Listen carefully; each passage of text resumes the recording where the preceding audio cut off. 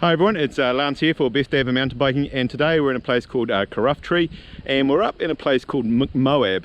I guess it's like Moab. It's got huge great boulders, and I've been having a play up here. It's really great fun, so if you want to see what it's all about, come join me. Alright, this is me riding in a place called Kirroughtree, hopefully I've said that right, in the Galloway forest in the sort of southwest of Scotland. It's part of the Seven Stains mountain bike trail network down that area. I didn't get to ride any of the others. This place just happened to be the closest to where I'm staying. My wife is actually Scottish, and we were having a kind of family reunion, so this place was about an hour's drive away, so I ended up coming here, I think 4 times. This time I ended up just hiring a normal bike. I was here with my nephew. He's doing the filming. Quite impressive actually, I think, the filming. He's like running along behind me with the camera, and when I first saw him do it I thought, oh, this will be rubbish footage, but surprisingly the old Hero 7 with the stabilisation makes it surprisingly smooth. I was amazed he didn't actually fall over and break the camera running along the rocks, but he seemed to do a pretty good job of it. So yes, we both hired bikes. We hired them from the Brake Pad bike shop at the visitor centre at Kirroughtree. They looked after us really well. I hired over 4 days different bikes. I did hire some e-bikes, which we'll discuss some of you, yeah, even when I managed to get a few flat tyres and things, they managed to sort me out. I, of course, was awkward as usual, and wanted my brake levers and shifter and seat post and shock and everything set up just how I liked it. But the lady at the shop humoured me and did all that for me and got the bike running just how I wanted it. It's a Trek fuel. I'm not 100% sure. I think it's a 29er with something like 140, 130 travel, something like that. You don't need a particularly burly bike for this bike park. It's not big downhill tracks, it's more sort of undulating trails. It does have quite a lot of interesting technical trails, which I might show you in another video, but I wanted to concentrate on this area, and this area is called McMoab, and as you can see there's like blue arrows on all the rocks, and you have to follow the arrows, and it is quite a challenge actually. It's also quite a workout as well. It's quite hard going. Getting up and over the rocks, going down is pretty easy, but powering up these rocks requires a bit of balance, bit of power control, and it's a really good skills test. Never been to Moab, so I don't really know what it's like, but was super impressed by just how extensive this area of rocks were. There was a few areas a bit like this, just sort of connecting them up, but then you come to these massive boulder sections. I've been to Whistler, and I guess that's about the closest thing. You get these sort of big rock rolls, but nothing to this scale. I actually ended up spending a good hour just sessioning this stuff. Great place to come and practice your skills. As for the weather, well, we're in Scotland, aren't we? I have been to Scotland when it's been sunny, but this was more your typical Scottish summer's day, a bit cold and wet. It did actually start raining reasonably heavy while we were filming some of this.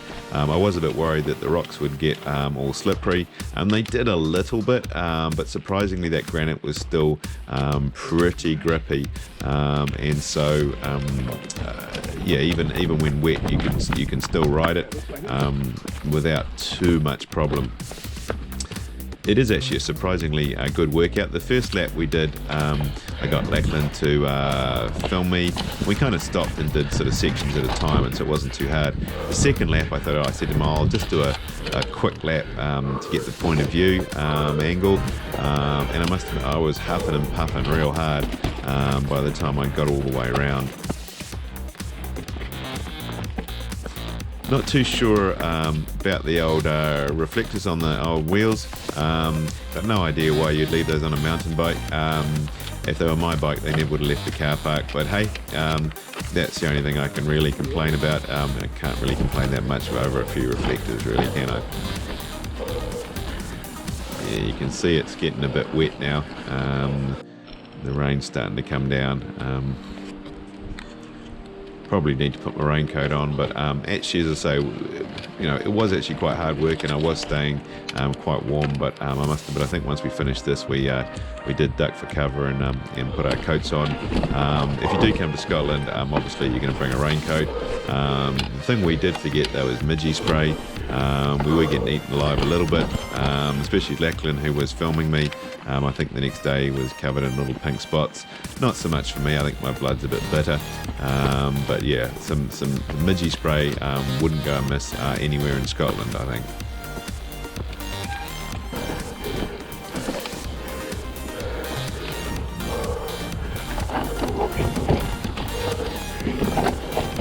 Although they had blue lines on the rocks, I think if you came here enough and you want to spend a bit more time, you could probably make your own lines. You can see there's a rock coming down now, but you could probably take multiple lines of that and make it a bit more exciting if you really wanted to. Right at the end here, there was a drop onto the road. Again, I reckon you could probably try some even steeper lines, but that's the one everyone seemed to take, so yeah, had to go at that. Here's Lachlan. He had a go as well. I didn't manage to clear everything, but he still had a lot of fun trying.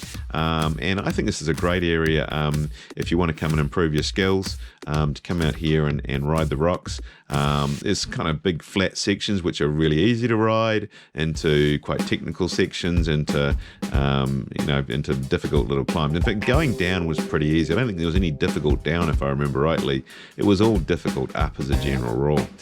But that's a really good skill to learn the balance and bike control on trying to get over these things. So I think Lachlan had a great day. I think I exhausted him a fair bit by the end of the day. But yeah, he learned a lot. I hope I managed to teach him a few things. And there didn't seem a few he did come off a few times, but no real serious consequences for doing that. It's just kind of a foot out sort of thing. And the question is, can you do it on an e-bike? Well, yes, you can actually. I did hire an e-bike, and actually it's almost maybe easier on an e-bike. With that power when you need it, just put the power down and away you go. Also, those big fat tyres give you that extra traction you need on the rocks. So yeah, you can definitely do it on an e-bike. I'm probably going to get an e-bike before too long now. I know a lot of people will hate me, but hey, I just kind of like the idea of an e-bike, and I haven't got any money because I spent too much on this holiday. But I think when I get the chance, my next bike will be an e-bike. So if you get a chance to ride here, McMoab, seriously cool. Definitely worth checking out if you can. Well, that was great fun. Surprisingly grippy, even though it did rain while we were doing it, and it got a little bit sketchier, but it was still doable. Great fun. Hope you enjoyed the video. Don't forget to subscribe, and we'll see you on the next one.